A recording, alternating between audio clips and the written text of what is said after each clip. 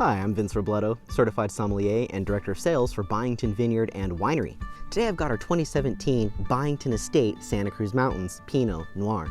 So I'm sitting here at 2,000 feet elevation here in the Santa Cruz Mountains AVA. That's our American viticultural area. And just behind me is a stunning view of the entire Monterey Bay. You can see these sort of rolling hills of redwood forests that lead all the way out into that ocean in the background. And this is a pretty nice day, but on a really clear day, you actually can see that ocean sparkle in the background. But it's covered right now by that marine layer that's sort of resting on top of that ocean and over those mountains, sort of creating a foggy background in the distance. But that fog and this elevation is really part of the reason why this AVA is so unique and particularly a fantastic region for Pinot Noir. Pinot Noir has a very thin, delicate skin, and for that reason can become scorched pretty easily by a really hot sun. So it's not going to be very happy in a really warm, hot growing region. But up here, I've got a nice, cool breeze coming in from that coast,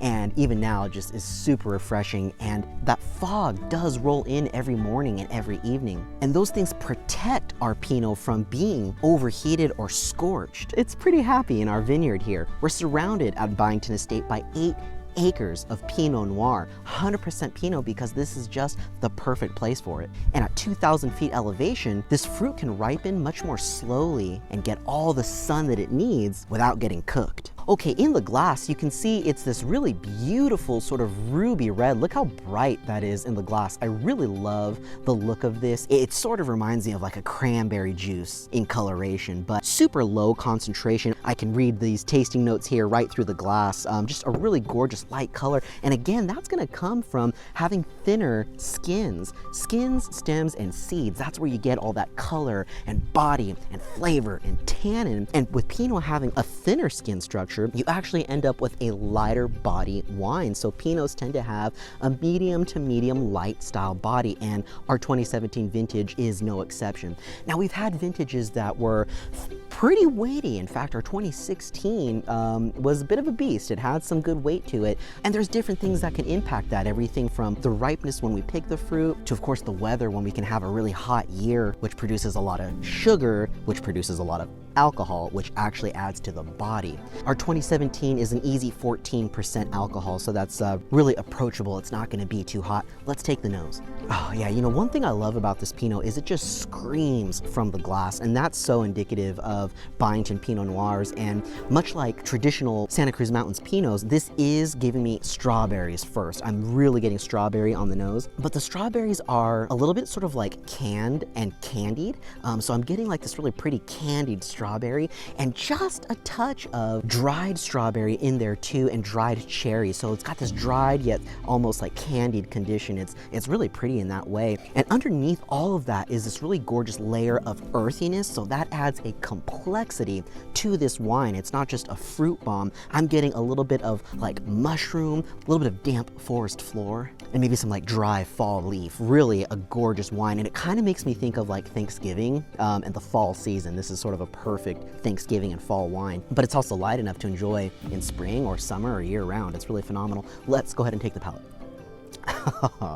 Okay, so this wine has evolution. It totally evolves as you experience it on the palate. Upon entry, it is very silky and very light bodied, but once it hits every part of the palate, oh man, it is just really round and sort of hits you in all the right places there. And then that finish just comes rushing in as well. So you do end up with a pretty lengthy finish full of that same earthy and fruity flavor. So the structure of the wine is sort of medium to medium light body, but even though it's light, it just has such a depth of flavor. It really leaves you with both gorgeous fruit and earthy structure. I'm left right now with actually just like a hint of maybe some pepper spice, but not really too much. The most prominent thing is going to be that really wonderful fruitiness and a kiss of earth on there as well. So this vintage was a really interesting one for us. This is labeled unfiltered, and indeed we do most of our wines unfiltered, but for being unfiltered, that is pretty clear